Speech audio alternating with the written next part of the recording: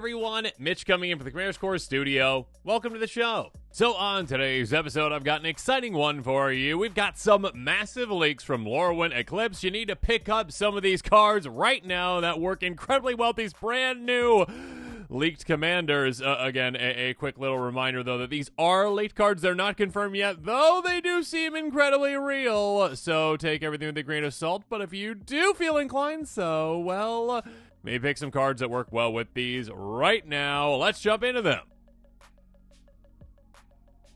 Now again, if you are not convinced that these leaks are real, do not pick up cards yet for them. But if, like me, you're like, yeah, that looks quite legit, and like 99% of the time when these cards are leaked, they are real, and it would take a lot of work to actually fake this. Regardless, let's jump into it. But yeah, I translated this to a custom card just to make it easier for us to discuss. Here we go, because it's a little bit blurry.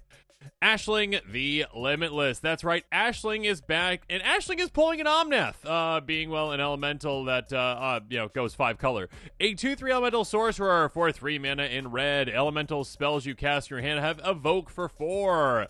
And again, Evoke means if you cast a spell for its Evoke cost, it's sacrificed when it enters. That being said, whenever you sacrifice a non-token elemental, create a token's copy of it. The token gains haste till end of turn.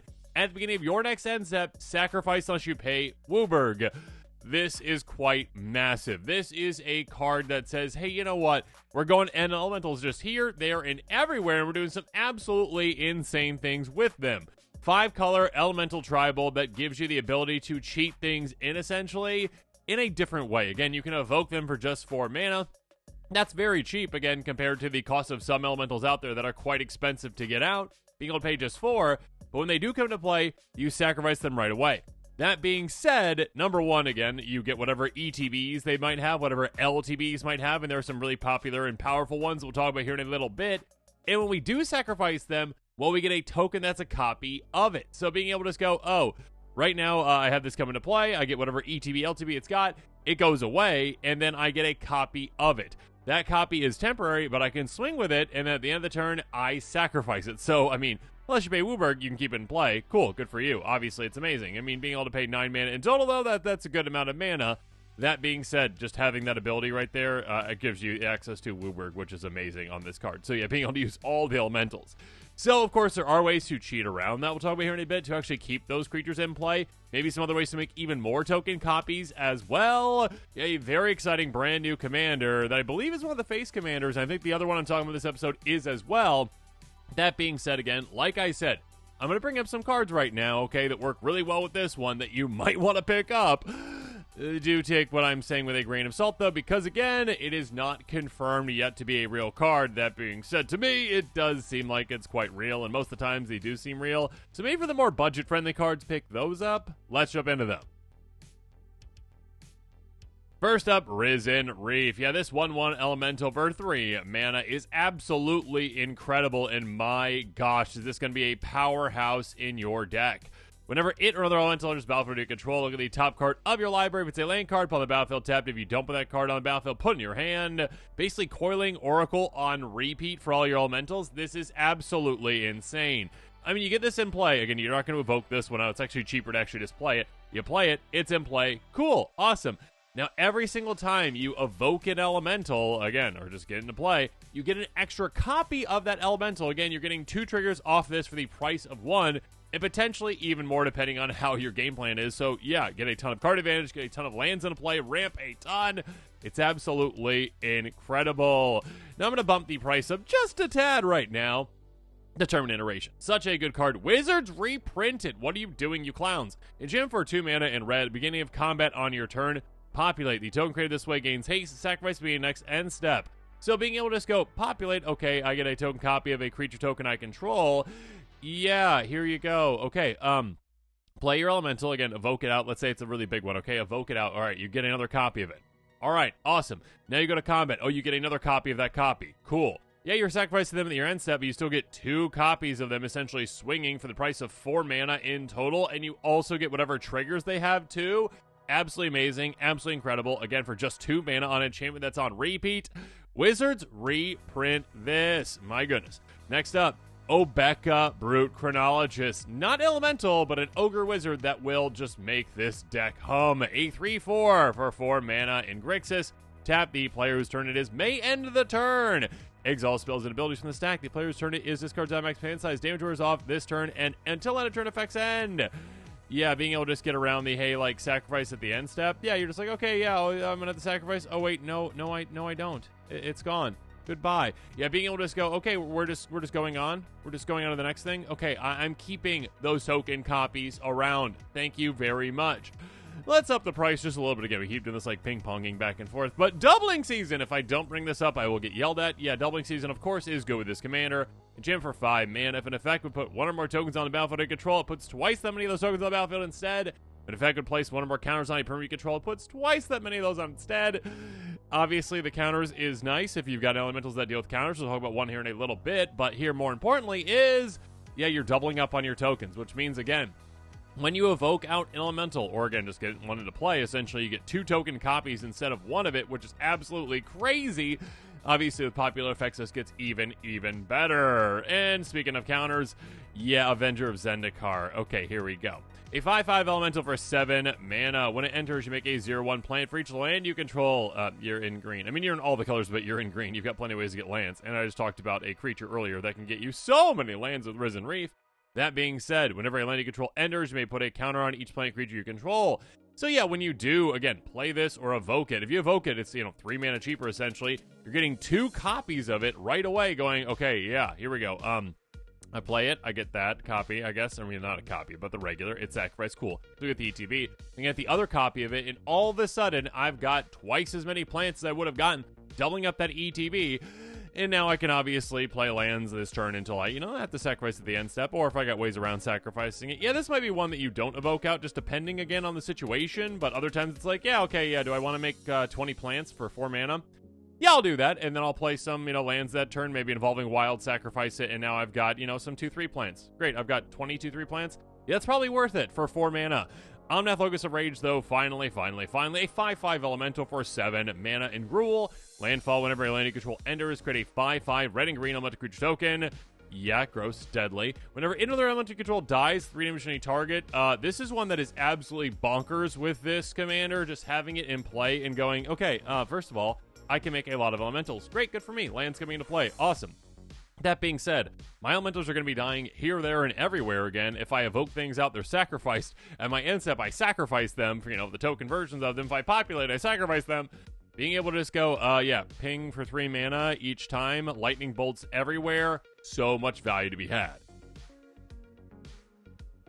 Next up, though, the other leaked card. Auntie Ool Cursewretch. And again, slightly blurry on this card, so Custom Virgin, you're welcome. Auntie Ool Cursewretch is a 4/4 Goblin Warlock for 4 mana in Jund. Ward Blight 2. And again, Blight 2 is a brand new mechanic in this brand new set, or should I say keyword.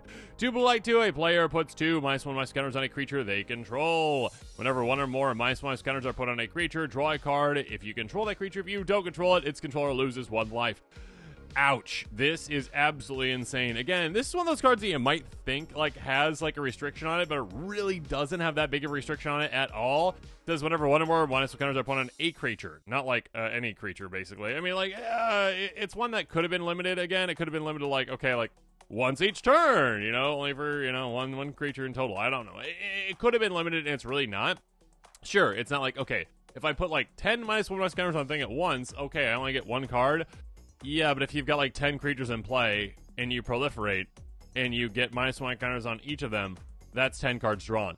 That's crazy good. And yeah, you might be like, okay, but I'm losing creatures. There's a lot of value to be put on -1 counters on your own creatures even too.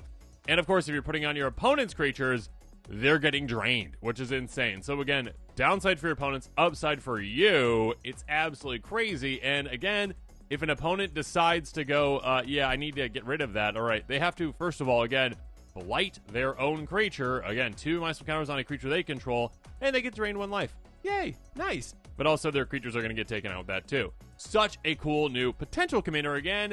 It is a leak. It's not officially confirmed, but if you're like me, you're probably believing this one is real. First up, Hapatra, Vizier of Poisons. Yeah, this is the commander that many players out there have been waiting for. We've gotten, well, like a -1/-1 counter theme in Golgari. We've gotten one in Rakdos.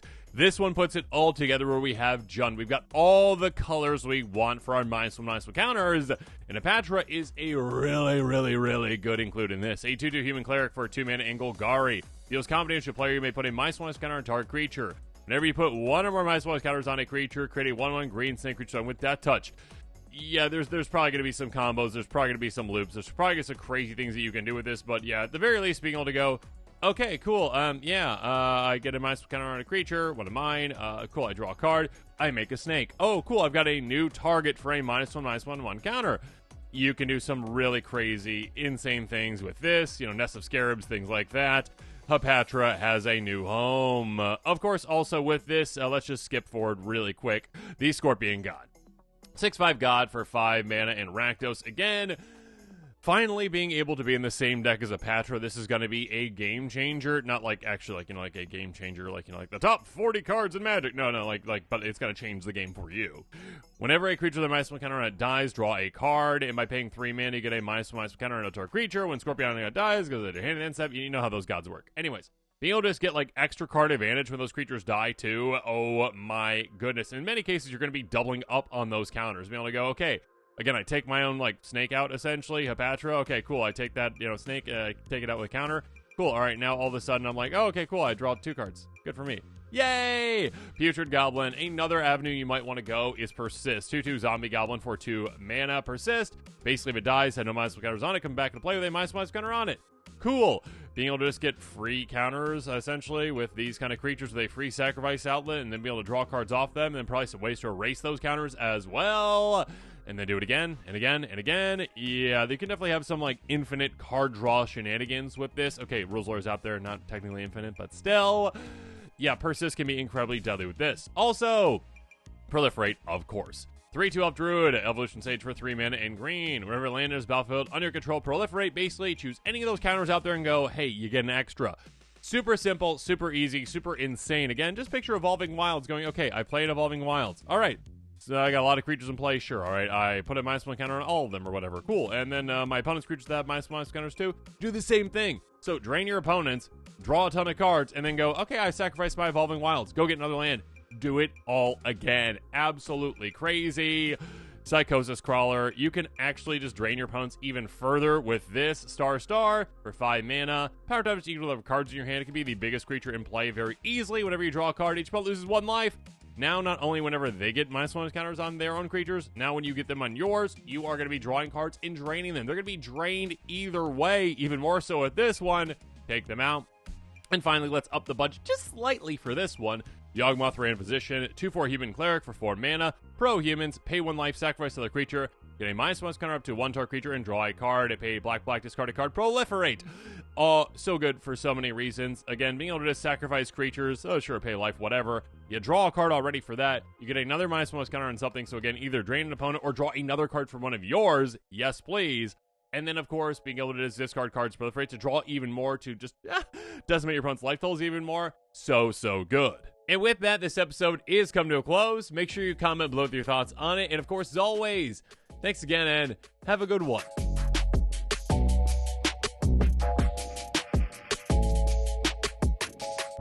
This show and episodes like this one are possible thanks to viewers like you. If you're looking for an easy way to help support this show, make sure that you like, share, and subscribe. Also, hit that bell notification icon so you don't miss any new episodes. You can also go check out our playmats and other merchandise at thecommandersquarters.com. Another easy way to support this show is with our TCG Player affiliate links. So whether you're buying a deck or individual cards, you can use this general link right here or one in the description. And the final way that you can support this show is by supporting us directly by becoming a patron. There are many benefits to being a patron, and I truly couldn't do this without all of their support.